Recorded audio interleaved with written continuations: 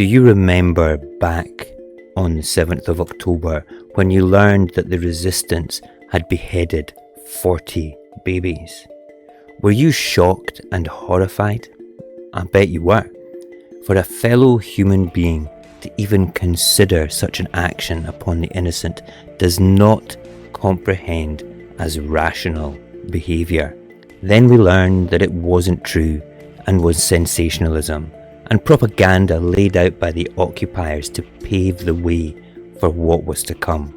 This lie, though, was circling the global media in seconds. In seconds. But what if the occupiers massacred Palestinian women and children and babies? Would that capture the same shock for you as October the 7th? We begin with harrowing images and testimonies obtained by Al Jazeera from inside a school in northern Gaza following an Israeli attack. Bodies of a number of displaced Palestinians are seen piled up inside the Shadia Abu Ghazala School, that's west of the Jabalia refugee camp. Witnesses say a number of people, including women, children and babies, were killed execution-style by Israeli forces while they were sheltering inside the school. Witnesses say they did not find any evidence of shelling or missile attacks. The Israeli soldiers came in and opened fire on them. They took an old man. The Israeli soldiers stormed the school, took all the men, then entered classrooms and opened fire on a woman and all the children with her, even the newborn babies among them. She, her husband, and her 8 children together with her cousin. The Israeli soldiers executed those innocent families at point blank. The school buildings are totally destroyed. We found dozens of dead bodies in the classrooms. There is no sign of any missiles or shells. All those who were in the buildings were executed from point blank. The Israeli soldiers opened fire on them. Many families came searching for their children. They found them all killed. They were all killed, executed at gunpoint.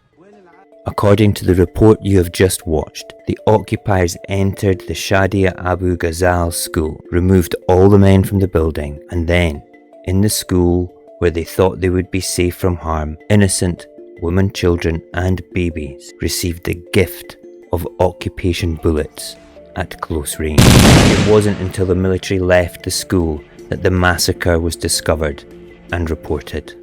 The images, the courtyard and the fence of the school and parts of the building were bulldozed. But what this, according to an eyewitness on the ground, who described that when people inside their homes feared for their life as there was a surge in the airstrikes and the artillery shellings, they left their residential homes and took the school as a shelter. They were running for their life in that school as the Israeli military and their tanks were pushing deeper into the city. The area came under complete a closure by the Israeli military. Now, it's interesting to know that people did not find about those bodies inside the schools until the Israeli military withdrew from the area. They completely pulled out from the area and they were able to find out about these. Very consistent with what we've seen within the past few weeks from the other schools that were attacked, where people were rounded up, blindfolded,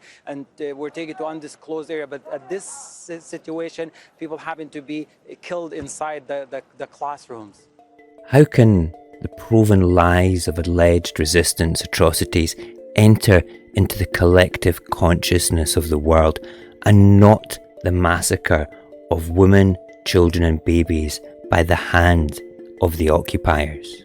How did we accept the lies as truth, and how has the truth barely reached the same collective consciousness? The occupation fear the truth of their own actions and continuously gaslight the world with accusations of such barbarism upon the resistance that anyone with a molecule of critical thinking should be looking at the destruction and barbarism caused by the occupation and see right through these accusations. The one who provides the highest level of manipulation and false accusation is none other than Gilad Erdan, the occupation's representative in the UN. Listen closely to his own words and decide if he is projecting the actions of his own forces upon the resistance. Colleagues, on October 6th, there was a ceasefire and it was abruptly violated. Not by Israel, but by 3,000 Hamas Nazis who invaded my country, raping women, beheading babies, burning families alive, and deliberately exterminating innocent civilians like insects. On December 1st, there was another pause in place. And again, it was violently ended by Hamas ISIS, who refused to release women held hostage and continued to fire rockets and missiles on our town and cities. Hamas raped women, committed heinous acts of sexual violence, took women and girls hostage, and is not only refusing to release them, but is also refusing the Red Cross's access to them. There are no war crimes more heinous than the atrocities Hamas committed, and those that support this resolution are giving the terrorists a free pass. They have declared that they will repeat their atrocities again and again until Israel ceases to exist. Israel is already taking every measure to facilitate the entry of humanitarian aid into Gaza. Thousands of aid trucks have entered with tens of thousands of tons of humanitarian aid. Field hospitals have been constructed. Floating hospital ships have been docked. And the only reason more aid is not entering Gaza is because UN bodies refuse to solve the logistical difficulties preventing all aid trucks waiting in Rafah from entering. A ceasefire will only benefit the terrorists that steal the humanitarian aid for themselves. It will not benefit the people of Gaza. If these bodies' intentions are just, why don't you just start by demanding a ceasefire only from those responsible for violating the past too? Why don't you hold the rapists and child murderers accountable? The time has come to put the blame where it belongs, on the shoulders of the Hamas monsters. Have you forgotten who you are dealing with? Have you forgotten that Hamas, the terror organization holding the hostages, has zero respect for international law?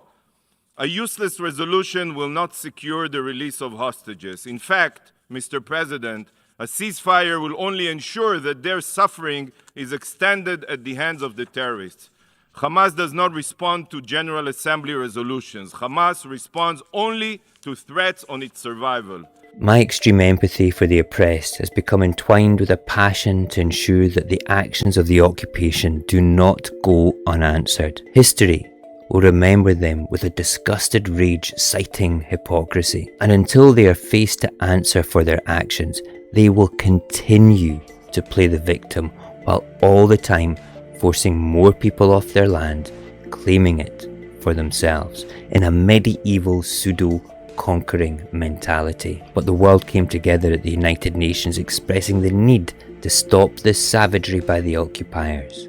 153 countries voted for a ceasefire. 10 said carry on killing women and children, and 23 are too cowardly to even stand for anything. So I now say the world has spoken. Just stop the slaughter. Just stop it and let the world into Gaza. Let us heal the wounds that you have inflicted upon Palestine. Or are you too afraid for the world to see what you have done, baby? I think you are. I think you are afraid how history will remember you and those that backed you in this adventure of inhumane bloodshed and destruction.